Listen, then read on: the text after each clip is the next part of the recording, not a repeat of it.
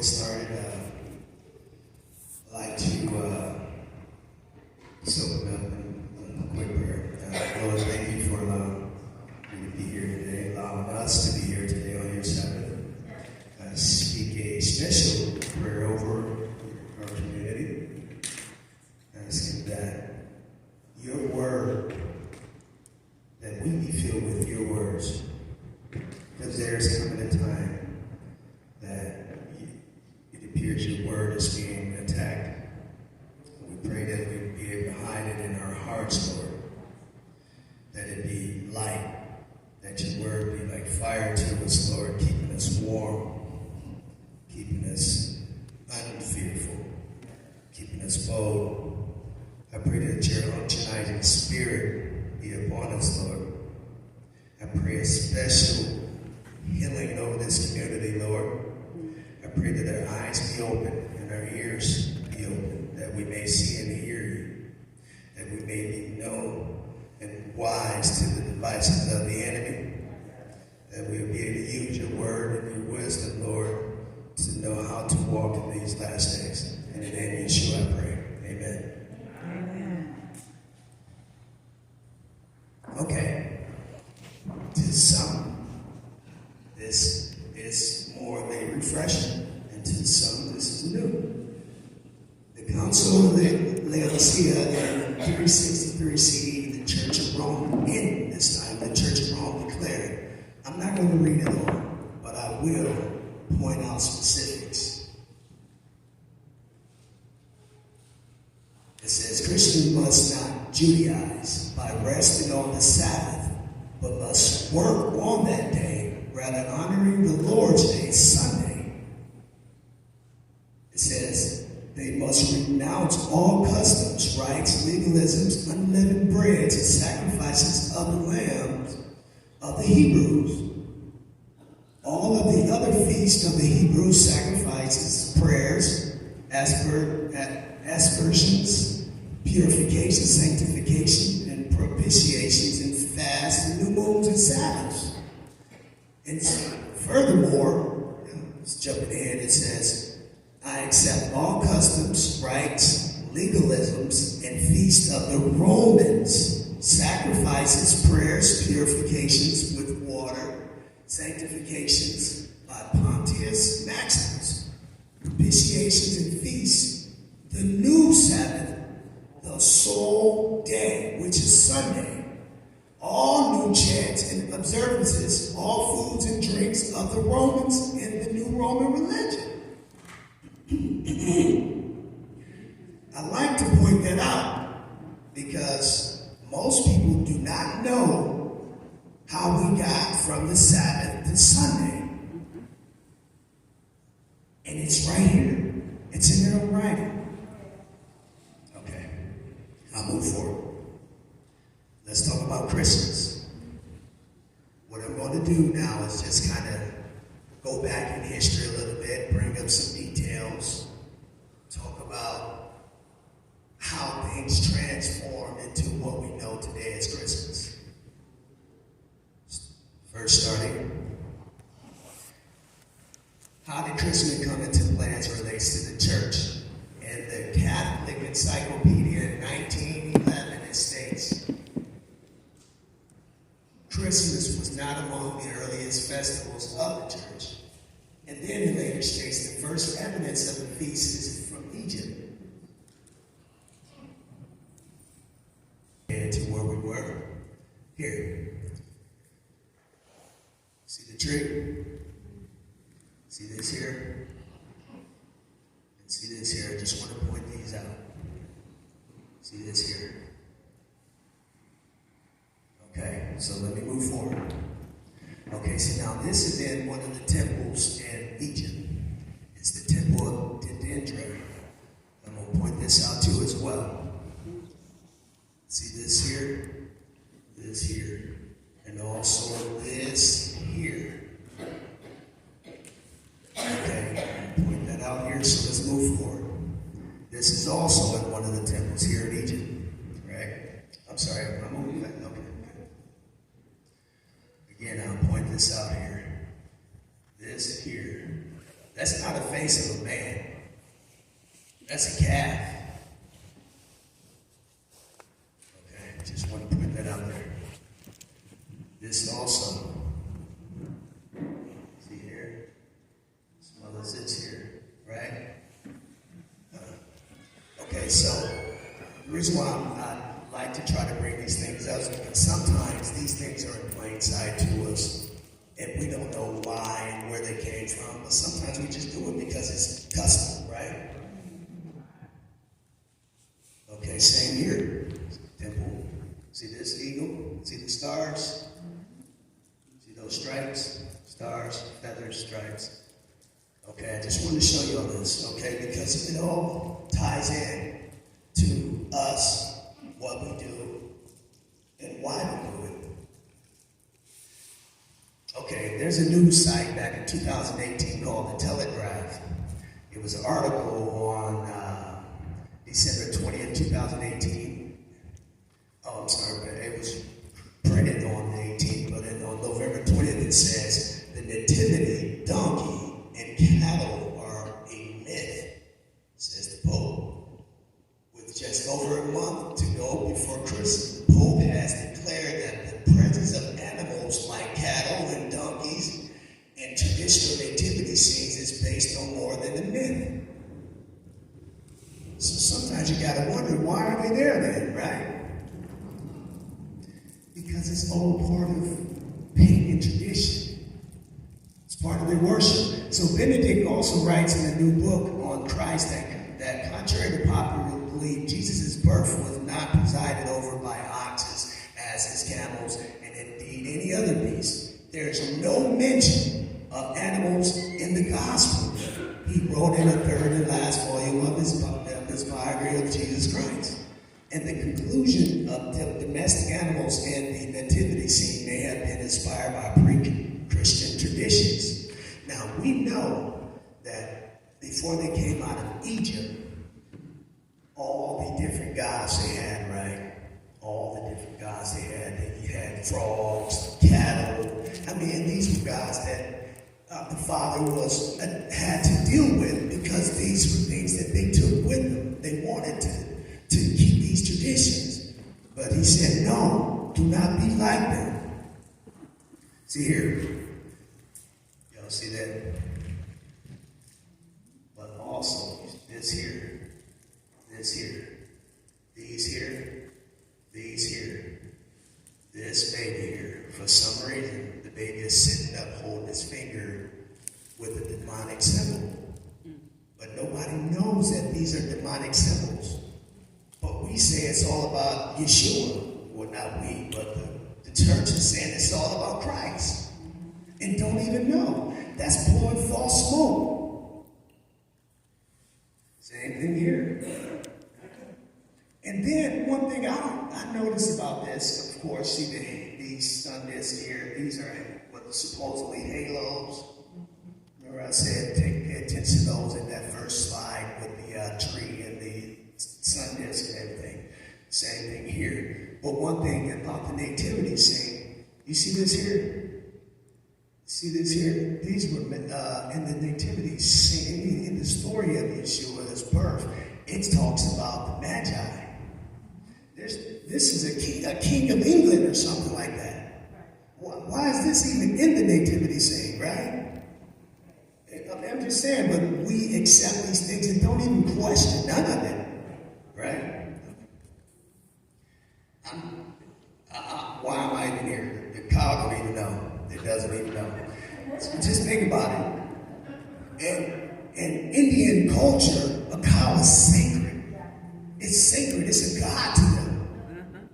It's a deity.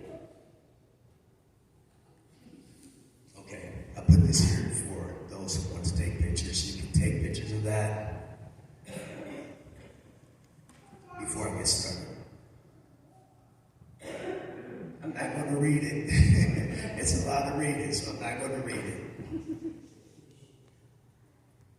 Okay, I think I can move forward now. The winter solstice. We're right around this time, right? The winter solstice. The The winter solstice occurs exactly when the Earth's axial tilt is farthest away from the sun. It was during the winter solstice when the day was short, and because the sun was looked at as a life-giving force, it was during these times that many festivals around the globe were held. Okay, so now I'm going to give you a little pretense to this. So, in early customs, Egyptian, everybody looked at the sun as if, oh, that must be where life came from. You know, that must be where life came from. You know, and so they worshiped the sun, the rays, and then that transpired and kept on and kept on and kept on. So what they thought is that during the winter solstice, especially in the north, there's a lot of darkness. There's not a lot of light. So in their minds, they were thinking that their sun god must be dying or sick or something. So we have to worship, and basically they were trying to send energy to the sun. I'm saying, I kid you not. When I read this stuff, I was like, are you serious? I mean, but I guess to them it was serious. It was serious. So then they noticed around a specific time of the year, the sun seemed like it gained a new life. So they created a festival for it. So now let me move forward. So now, in the far north, they held a festival for the 12 nights. Festival of the 12 nights. This was between the 21st of December through the 6th of January. That's where we get the 12 nights of Christmas from. But most people didn't realize that's where this came from. Right, the 12 nights of Christmas. It was part of a pagan festival for the day of the sun. The Romans had Saturnalia in honor of their sun god Saturn. During these times they burned bonfire, which I have to point out is bonfire came from what is called bonfire, when they burn people.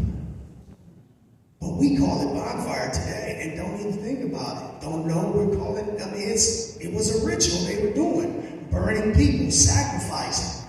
That's where the cannibals came. You know, the cannibals did this.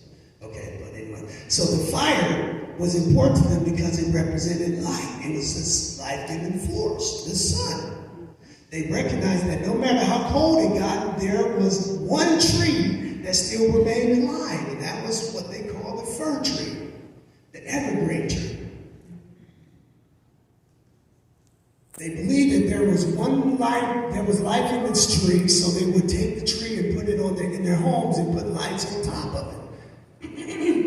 They even made wreaths, amulets, or talismans, which is crazy. This name wreaths. Wreaths came from a deity. And it was a deity of, I believe, fertility. And I forget the name. I think I even have it in here, but you'll see it later. And with the belief that this would attract and influence protection during the winter, and that was the breed itself, that deity will protect them. This was a celebration of nature. Okay, so now let me bring a little more details onto this whole ritual, because it's being watered down. But what they did used to do was sacrifice children. They would, blood would be all over these trees. They would hang them on it. They would put different gifts under it. These are sacrifices and rituals that they were doing. But it's presented to us as a happy and fun thing. So now here, I put the days of the week up so we can see almost everything we do these days is pagan, steeped in paganism. Sunday is Sun's Day. Monday is Moon's Day. Tuesday is Tiger's Day. Wednesday is Odin or Woden's Day. Thursday is Thor's Day. Friday is Freya or Frigga's Day. Saturday is Saturn's Day. So sometimes we're calling these days out. It's custom and common for us, for everybody to know when we say these days what they mean, right? But typically they used to say the first, the second, the third, and fourth, and seventh day. Yeah, but now we gave titles to these days, and they're honoring these days to their gods. The Romans, they celebrated Saturnalia on the winter solstice. For them, it was the 17th through the 23rd of December. It was the rebirth of the sun. And during this time, they were drinking heavily, fornicating. They were giving gifts. It was part of this custom. And during this time, they actually wore Phrygian hats while they were doing all this. This here is a Phrygian hat. This here. So they handed it to us on Papa Smurf and made us smile and la la la la la la la. Which is cool. You get the people through the kids. Not cool, but for them, that's how you get to the people through the kids. And for most of us, we were ignorant of these things anyway. So it's like, oh, okay, it's funny and happy. So now look, Phrygian caps in the U.S. By the way, the Phrygian cap is called the Liberty cap here. See here? It's in the Department of the Army's seal. Right? So in Scandinavia, and some parts of the Northern Europe, the winter solstice is known as Yule. This is where we get the Yule logs from. That's part of the burning. So this celebration was popular with the change of the Julian calendar from the Julian calendar to the Gregorian calendar, which eventually everything ended up being on December the 25th. So around 1580, Pope Gregory decided that we're no longer going to use the Julian calendar. We're going to use this new calendar that I created. So then now we're pretty much through the U.S. we're all using the Gregorian calendar. This was because it was also the date of the Roman festival called Dies Natalis Invictus Solis, which means birthday of the unconquered song. And this was in a cult called Mithras. This was their festival, right? Mithras I don't want to jump ahead, but Dies Natalis Invictus Solis was based upon pagan deity known as Mithra, or Mithras, the sun god.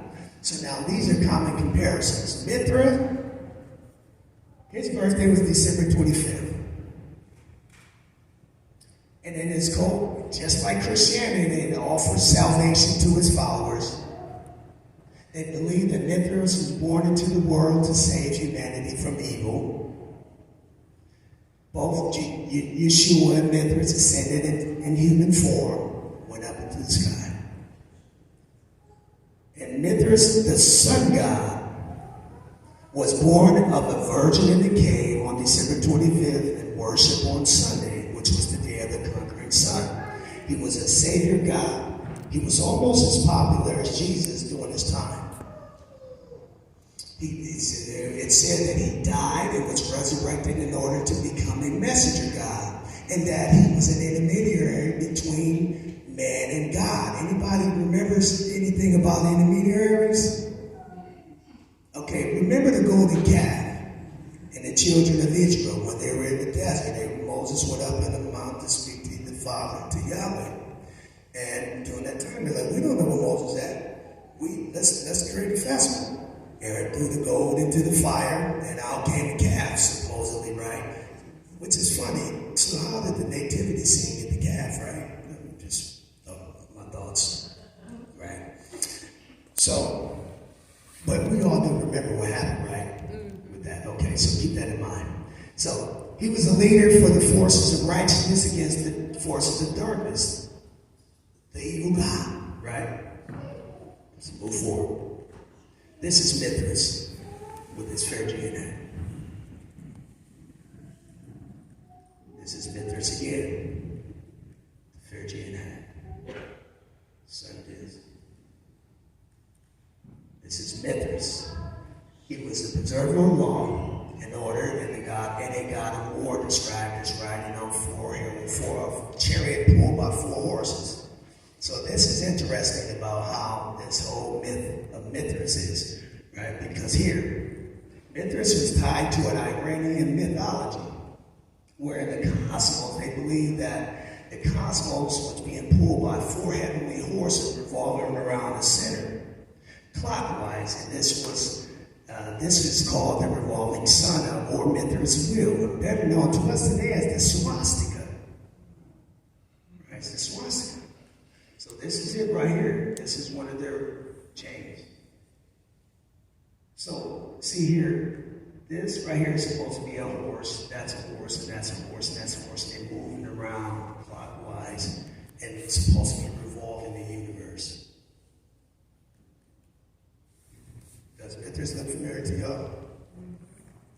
See that? Right. Which is funny. This is what we call Lady Liberty, right? The Liberty Cat. There's something. They done put Mithras right there and resurrected him. He said, do not have graven images, right? And we're just like, cool. It's liberty, it's freedom. The Yule log. Okay, the Yule log was a log that they burned in the hearth for 12 days as it was the length of their celebration. It was originally dedicated in Scandinavia to the fertility god Ishtar, for bringing forth their savior Tammuz. They would sacrifice animals and slaves into the fire each night. This was said to keep the evil spirits away. And this is the crazy thing about this when I think about that. Tammuz and Ishtar, the story is crazy in itself. So it's all stemming back to Nimrod. Nimrod and Semiramis. Okay, Nimrod somehow became many different people. He became, Tammuz was actually the son of Nimrod. The son of Nimrod. But, never mind, I'll also, and his mother, he actually had a son, a child with his mother. And that's where the nativity scene came from. His mother. What was said, if you remember? Y'all remember in the scriptures where Esau was running, ran, and he said, oh, I'm gonna die, give me food, give me something to eat. And Jacob said, okay, give me a birthright. And he fed him, right? And he's like, what if I'm about to die? But the backstory to that was Esau was a great hunter. And he knew that Nimrod was after his grandfather, which was Abraham, right? At this time, now Abraham was still alive. So Esau went out hunting, and he saw Nimrod out hunting. And what he did was, like, I'm going to get him. And he killed Nimrod. At that time, Nimrod was still supposed to be the ruler of the land at that time. So now I'll move from there. Now, what happened was, when he died, it said that Nimrod was supposed to be him, ascended to heaven. Semiramis was still here, and somehow his rays was supposed to come down and make her pregnant. And therefore she had Tammuz. And Tammuz was the rebirth of Nimrod. And so Nimrod, so eventually, as Tammuz grew up, she ended up marrying her own kid and having a child with him. And that's where we get Cupid, this whole Cupid and Easter story from. Okay, so now, what ended up happening, Mithras himself, not Mithras, but Tammuz himself was a warrior, just like his father. So, but anyway, so when he ended up dying, it said that his blood fell upon his stump, and the next day, a big tree grew out of it. Fir tree. We're going to use this tree now and celebrate it and worship, because now his blood has caused this tree to grow. And I'm just summarizing the story here for you. I'm sorry, I'm on a tangent. But let me move forward. The first council of Nicaea was held in 325 AD. They set out to attain uniformity in the Christian doctrine. And in 350 AD, Pope Julius I declared that Christ's birth would be celebrated on December 25th, which was the same birthday as Mithras. So what ended up happening was they were out trying to Christianize everybody and colonize everything. Christianize everybody, make everybody worship Jesus. Jesus. So what they got tired of doing it, because these people are already used to doing what they're doing. So instead of making them change from what they're doing, let's just tell them to make it be about Jesus. No, this is not Mithras, this is Jesus. He was born on the 25th. That's who that is. That's not Mithras. That's not whoever else and whoever else. Everything became, let's make it about Jesus. So they basically were saying, if you can't beat them, join them.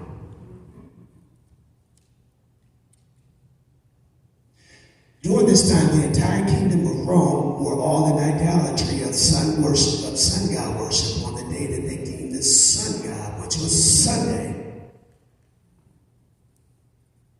Like I said before, he found it more easier to compromise by letting them have their ways and their customs and their days of worship and make it be about Yeshua. Again, false hope. I mean, that's like, what's that, Phineas and David? Same thing, just putting up false hope. And the Father says no. They said it was easier for the pagans to convert. It would be easier to convert to Christianity if they would just allow them to worship Jesus on the same day that they were already worshiping. So instead of worshiping him on his actual birthday, which basically I calculated myself probably around Sukkot, right? They took our Savior and made him the Son of God and made his birthday the 25th, like the other sun gods that the pagans, they were already worshiping. This will make him familiar to them and more easier for them to accept it because it was familiar. So here, Satan only imitates what Yahweh does. So these are some of the deities around the world in their times. Here we have Horus. He was born on the 25th, born of a virgin, star in the east, adorned by 3 kings, teacher at 12, baptized, ministry at 30. Attis, born of a virgin, born on the 25th, crucified, died for 3 days, and was resurrected. Mithra, born of a virgin, born on the 25th, had 12 disciples, performed miracles, died for 3 days, resurrected for Sunday worship. Christian, born of a virgin, star in the east, performed miracles, and was resurrected. Dionysius, born of a virgin, born on the 25th, performed miracle, was called the King of Kings, the Alpha and Omega, and was resurrected.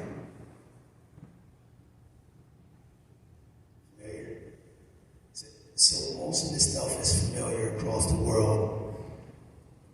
And what ended up happening is they took the rights of the Hebrews, the children of Israel, and transformed it into the Roman religion and made it be about Jesus.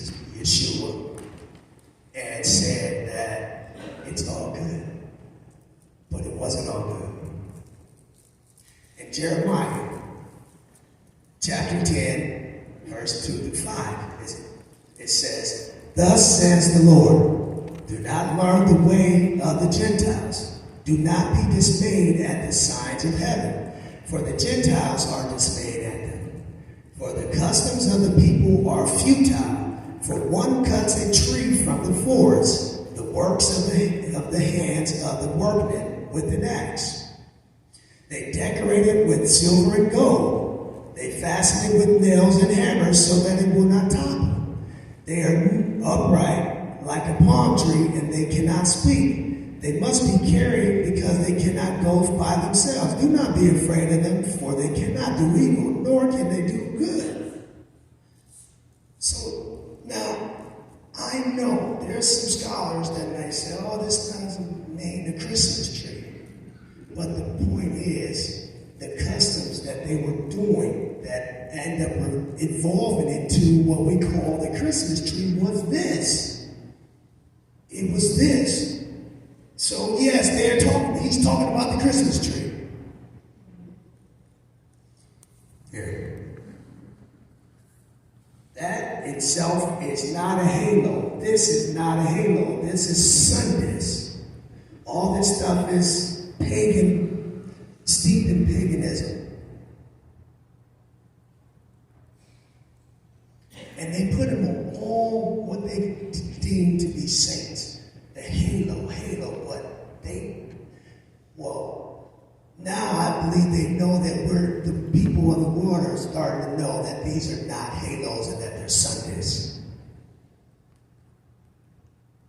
All around the world, you'll see in writings when they do it from Mexican sun gods to all the different colored cultures, even for Nimrod. Now, I believe the stone with the symbol at the top of it was always halos, basically sun god worship. So I'm not reading this, but I just want to make sure I'm pointing this stuff out to you. Sun god worship, everything about Christmas was basically sun god worship. These are other names for Nimrod.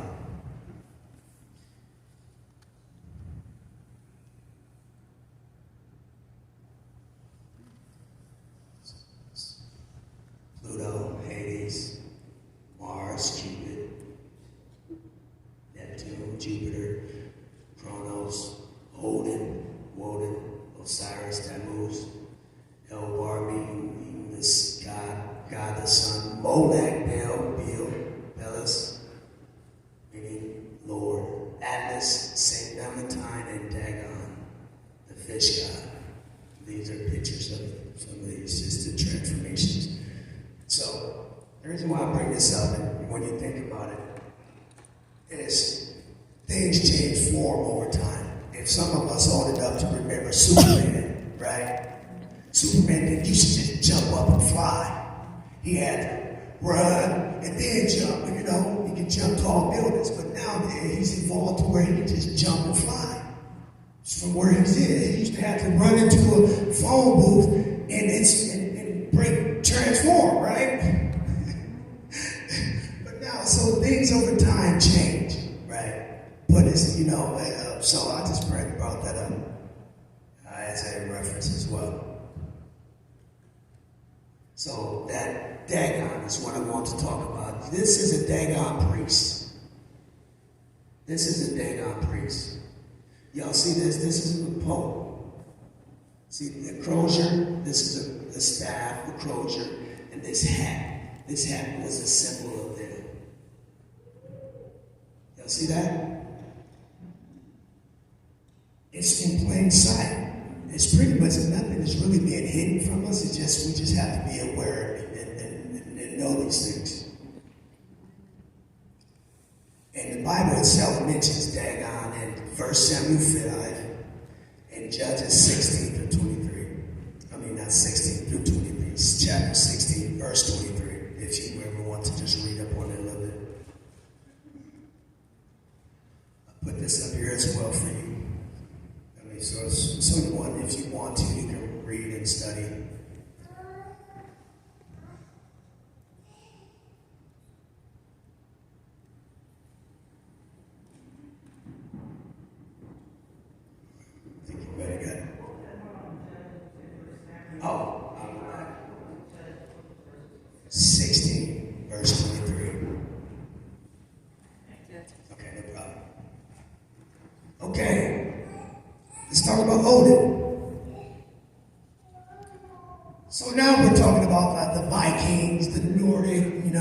culture, basically most of this, everything, well, I'll get to that later. So he was a Scandinavian god that they worshipped along with the celebration of the sun gods. He was the god of intoxicating drink, ecstasy, and the god of death. Odin's name is also Woden. This is Odin, right? Y'all see these birds here? Odin or Woden was the god of wisdom, magic, and occult knowledge, runes, poetry, and war. His name means the inspired one. He was a tall, old man that had a long white beard and carried a spear or a crosier. He became what we know today as Santa Claus. Okay, so I put this up here too so you can take a picture of it. So these are transformations of Odin over time.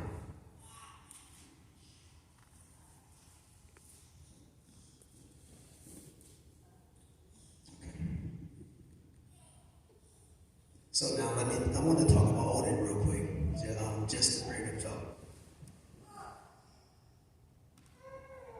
So Odin, what he did, he had two wolves. I think I forget their names. Frika and Freka or something like that. I can't remember the name. And his two, after that, he created two ravens that he used called Hugin and Mugen. Hugin and Mugen. Hugin was for sight, to see, and Mugen was for memory.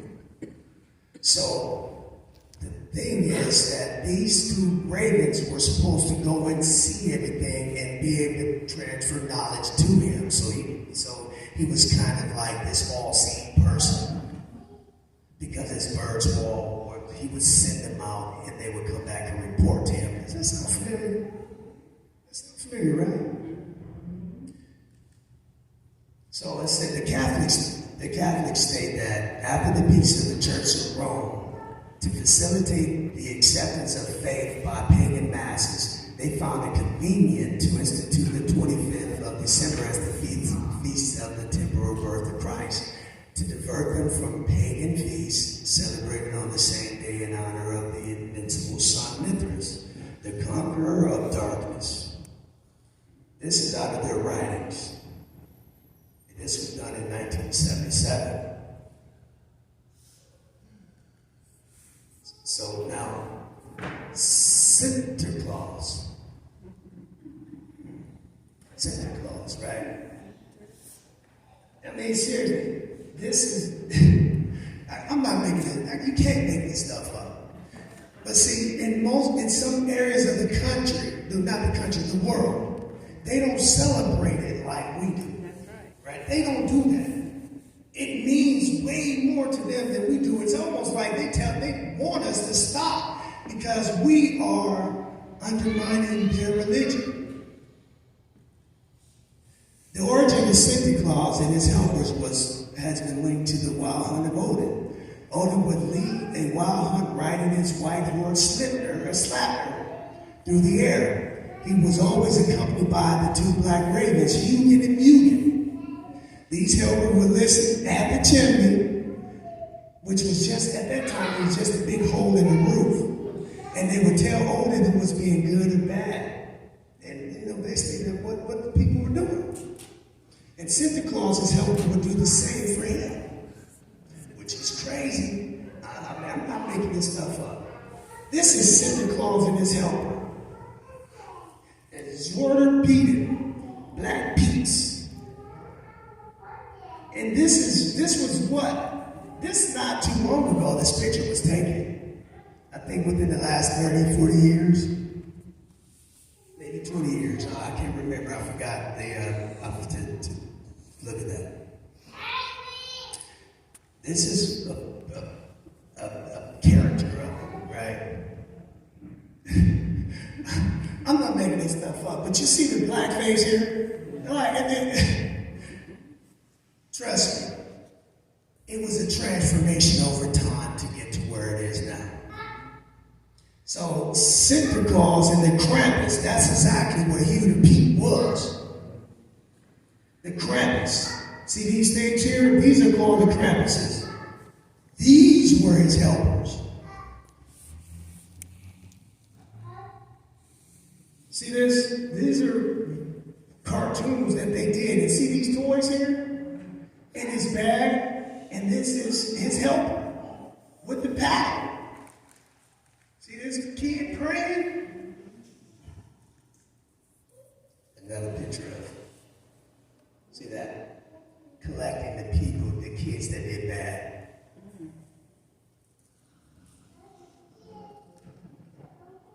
This here. See, this is what a depiction of the Krampus was like a calf, like half man, half calf type of person. I see this like a broom, like a witch's broom, collecting all the bad kids, taking them away, sacrificing kids. So now just think about that. The ornaments that people are putting on the trees. From some rituals, those were actual sacrificed kids. Red, blood, white, yellow, green, all this stuff was based upon those traditions.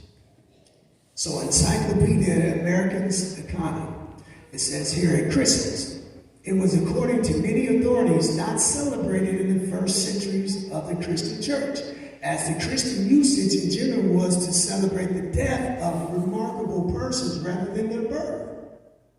A feast was established in memory of the birth of the Savior in the 4th century.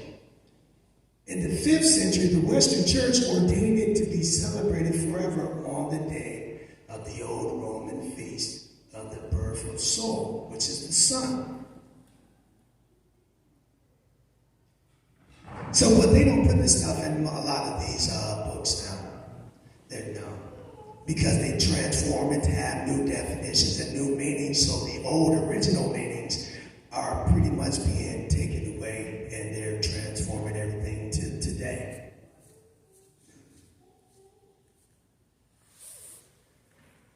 Christmas was illegal in the U.S. Even in May 16, 1658, this was an article. It said, to the great dishonor of God and offense of others, it is therefore ordained by this court and the authority thereof that whosoever shall be found observing any such day as Christmas or the like, either by forbearing of labor, feasting, or any other way upon any such account as aforesaid, every such person so offending shall pay for every such offense 5 shillings and a fine to the county. This was in the courts of Massachusetts. This is what was a public notice they put up. Basically, they said satanical practice are hereby forbidden. And somehow we ended up allowing it to creep into the church. Because we want to compromise and make everything be happy and easy for everybody, but God is not. Walking for God is not easy. It is not easy. It causes you to have to die daily, seriously. I mean, most of us fall short. We don't want to do it. But that fire that you walk toward Him, it purges the evil. That's why when I say my prayer, I pray that we be able to hide His word in us. And that it actually calls fire in us, because those things it's enough to walk through the world and have all the punches of Satan's and his minions and just whoever just walk ignorantly doing these things to us, and us not have enough strength because of lack of discipline and sometimes. But let me move forward. Sacrilege. It says in this thing sacrilege, right? It says sacrilege. They deemed it as sacrilege, which means violation or misuse of what is regarded as sacred. They forbid anything to do with Christmas because it was opposite of sacred. It was classified as satanic. So how did somehow today it becomes a holy thing? It's all about Christ. Oh, it's the birth of Christ. I'm going to go and tell it on the mountain. Is that right? That's how it is? Jesus is the reason for the season. I grew up hearing that all the time. Never knew what it really meant. Okay, what's the reason? But all I knew was I was going to give me some presents. Right? But the crazy part about it was it took a young friend of mine to remind me, how's that big man going to get on top of that roof and get down through that chimney? As a matter of fact, do you remember we ain't got no chimney? So how he getting in the house and put a present? Man, ain't that something? And I'm saying, he said, I guarantee you, if you pretend to sleep and wake up and just go downstairs, you'll see what's really happening. And I did it. And the first thing I said was, why didn't nobody tell me? I didn't have a problem with knowing it was my parents or my family that was giving me the gifts. They the ones who wanted to make it be about Santa Claus. I didn't care about Santa Claus. A person I never seen. I sure wasn't giving them milk and cookies. Seriously, think about that. Kids don't care. They just want the gift itself. That's why we can give them gifts daily. It doesn't have to wait. We don't have to wait a full year to December 25th to give gifts. And it said around the world, around this time, is the highest time when people are committing suicide. They're stressed out. They go into financial debt. Because what? A lie. Because we want to lie to the kids. Kids, ain't no Santa Claus. Hear me. There's not any Santa Claus.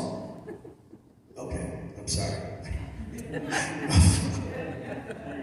I'm not sorry. Thank you. But the point is, it is okay to be truthful. Sometimes it hurts. But the truth shall make you free. Is that not what the word said? Yeah. It'll set you free. Set you free. How many people here fight with that? I'm sorry, it just occurred to me. How many people fight when it comes to how the world use your kids against you or your family and your loved ones against you? Because this time we want to stand up and we feel alone sometimes because you got the many that says, no, why and what is wrong with you because you won't participate in this? Why won't you do it? It's for the kids. It's for the kids. This is the season. And I meet family members, friends, co-workers, and they think I'm crazy. They think I'm crazy. I just want y'all to know you're not crazy. You're not crazy. But you know what? The world is being turned upside down where good is being bad and bad is being good.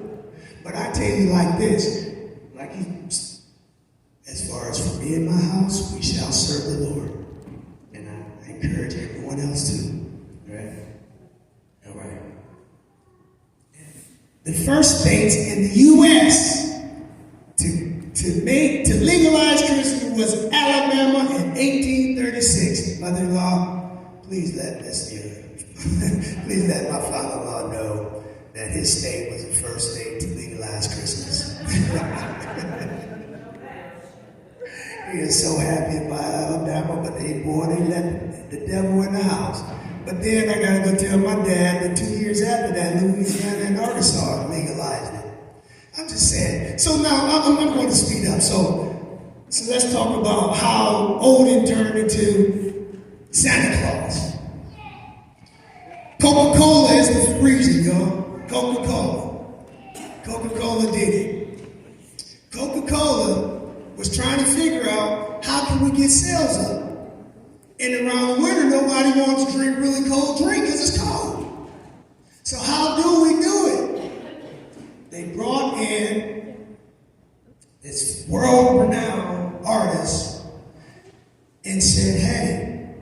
We need a gimmick. We need something.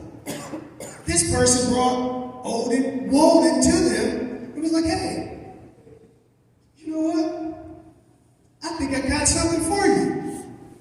So they took Odin, and this was the first depiction of him.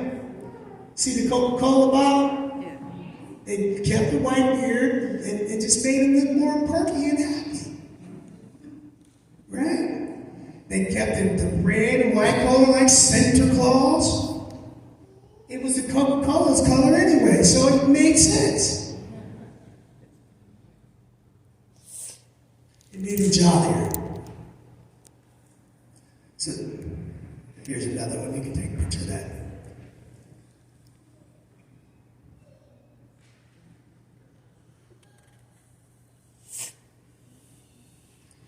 So now,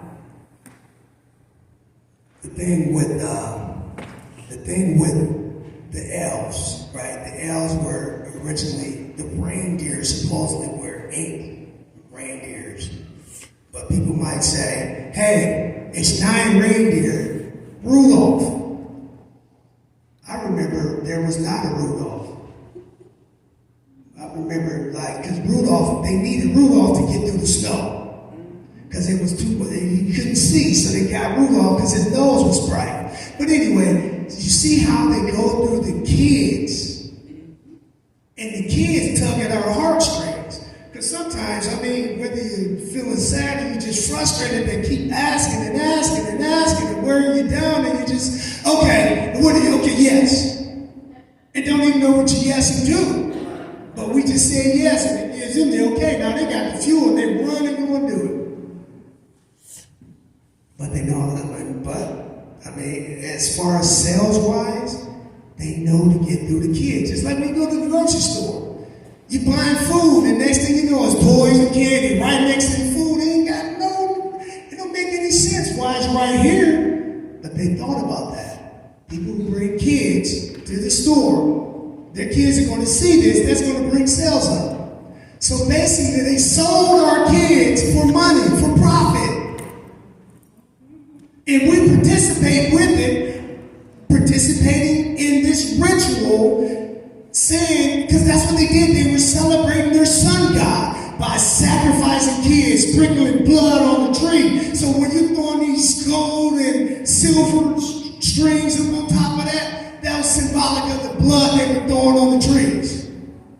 The ornaments you putting on there, that was heads and body parts on the trees that they were saying, hey, bless us.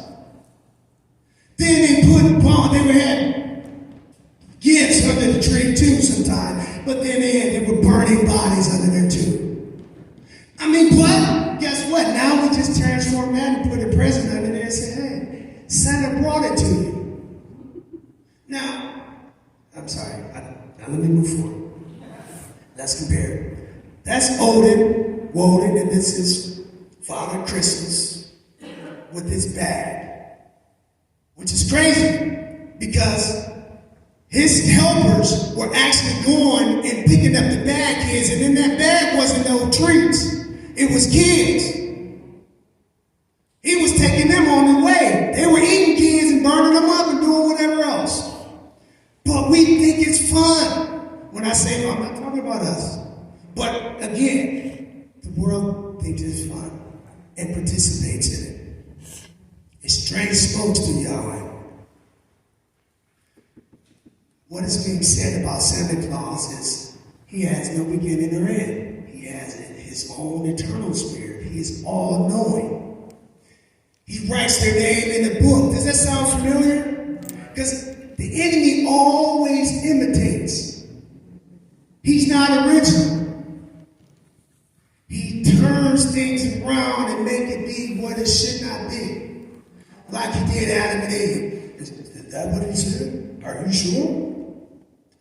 It suggests things to us because think about it. Most things can't get into the world unless it comes to us. So if he suggests something to you and you react off of that, you brought something into the realm of the living. If you know how not to take heed to the voice of the enemy and just listen to the Father, a lot of things won't have strength in this world. But with us participating in these rituals, we give power to the enemy to overtake our kids. Move forward. Now, we've heard ho, ho, ho, right? And I think ho, ho, ho, Merry Christmas. Right? They made it jolly. But guess what? Way back in the days when they were doing plays, there was always an announcement of when the devil was coming up on the scene. Ho, ho, ho.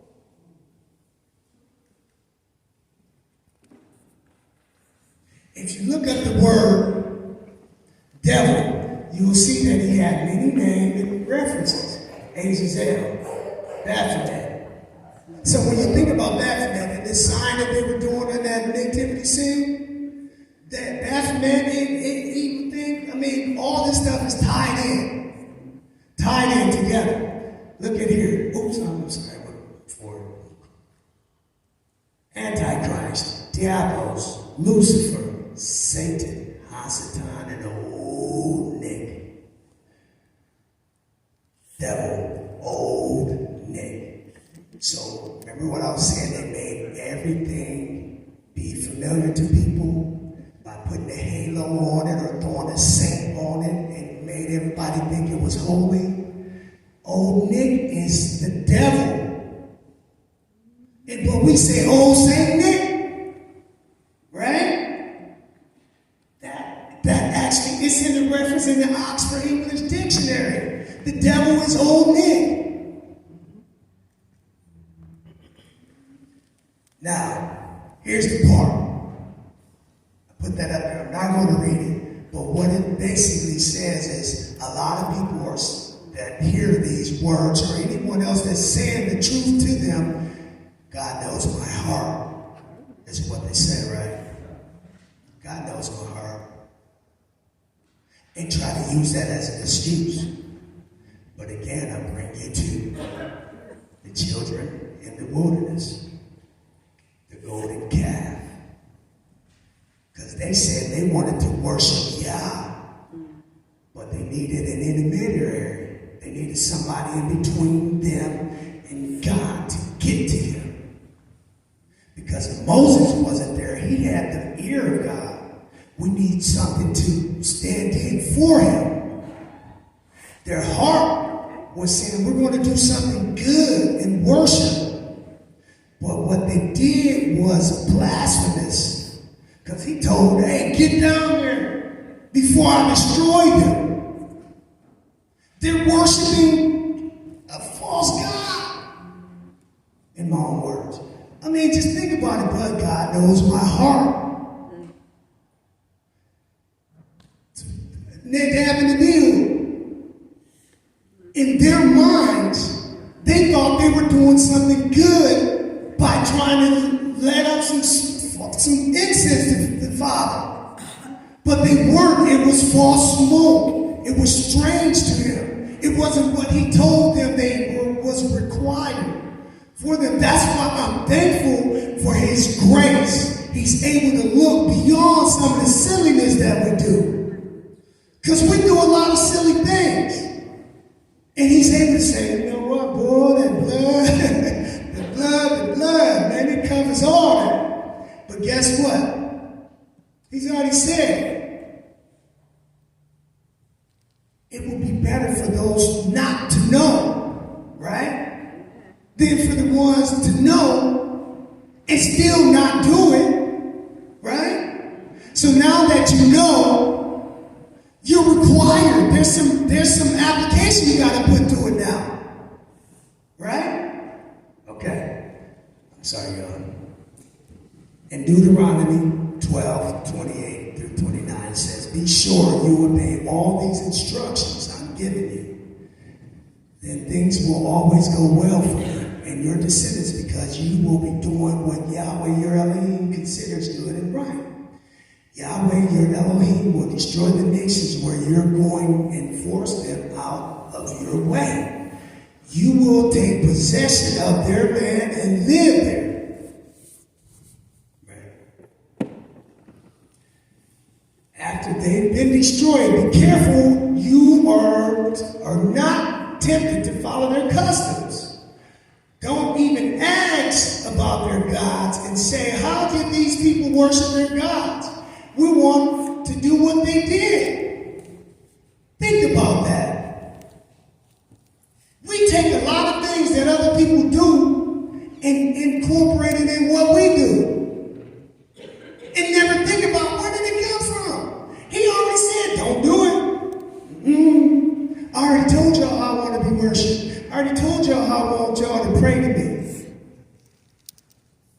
Never worship Yahweh, your Elohim, in the way they worship their gods, because everything they do for their gods is disgusting to Yahweh.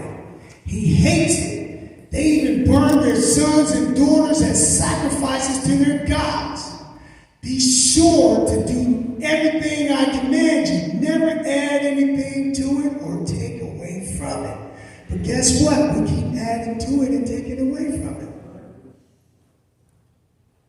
I'm just saying, there's nothing in the Bible that said anything about Christmas. There's nothing that said anything about the 25th being. As a matter of fact, it even said, I think on the 6th month of the year.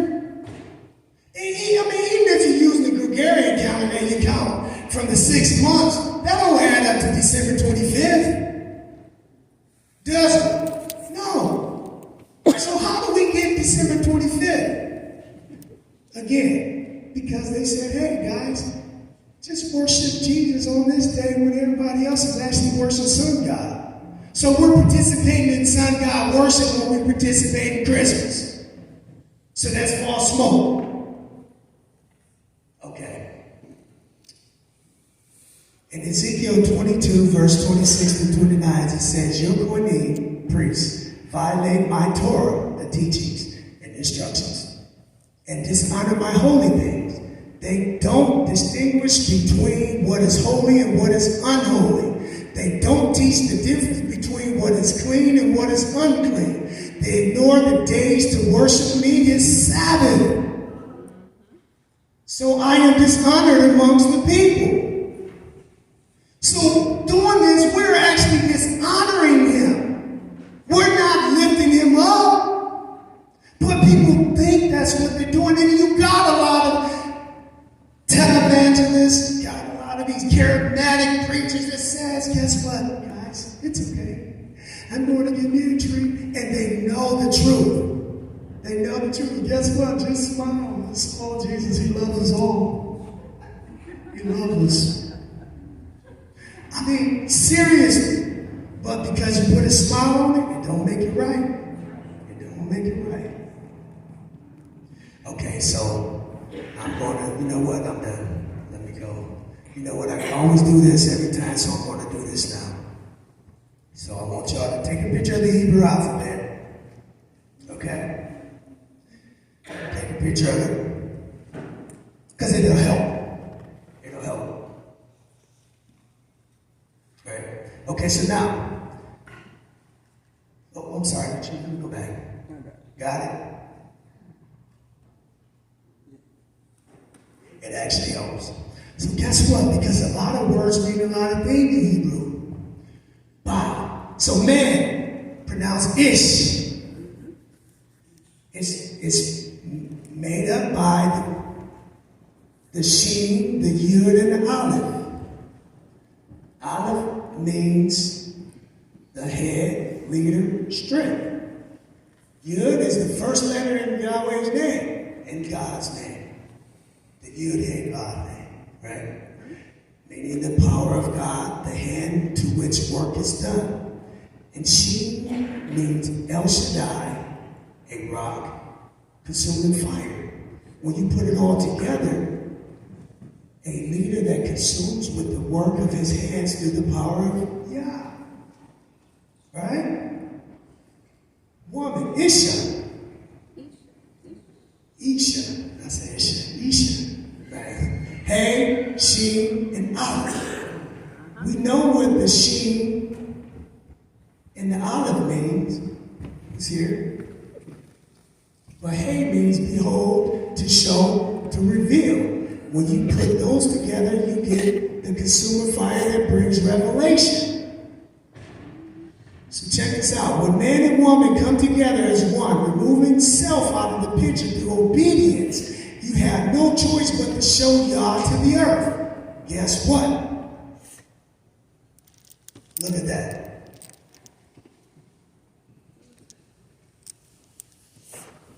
This here, Ish, Shin, Yud, Aleph. Isha, woman. Hey, Shin, Aleph. Guess what? When you take Hey and Yud out of this equation, you get Yah. When you bring it together, because it's already a Shin and a Shin, it's already an Aleph and an Aleph, but when you bring it together, you have Yah. Isn't that amazing?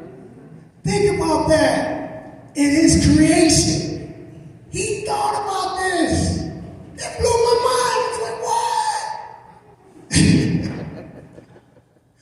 What? So now, and it just doesn't have to be us, man and woman, as husband and wife. It's just us together as people. When we come together and just move ourselves out of the picture, we show Yah to the world. That's why we got to pray and hide His word in our heart. That's why we can't be scared to move through the fire, His purging fire. Because we come out as gold. Isn't that what your song says? We come out as gold. But on the flip side of that, because when you take the Yud out, and the Hey out of man and woman, the only thing that is left is Shin and Aleph. Man and woman without Yah. Now we have earthly fire that burns. But the problem is, this fire is not a purging fire. It is consuming and destroying. So now, it is upon us to choose how we choose to serve the Lord. Are we going to remove the Christmas? I use that as a paraphrase. Are we going to remove ourselves out of the way and let His light come from us to the world that seems to be steeped in darkness? They need light, and we can be the light bringers, the bearers of light for the Father.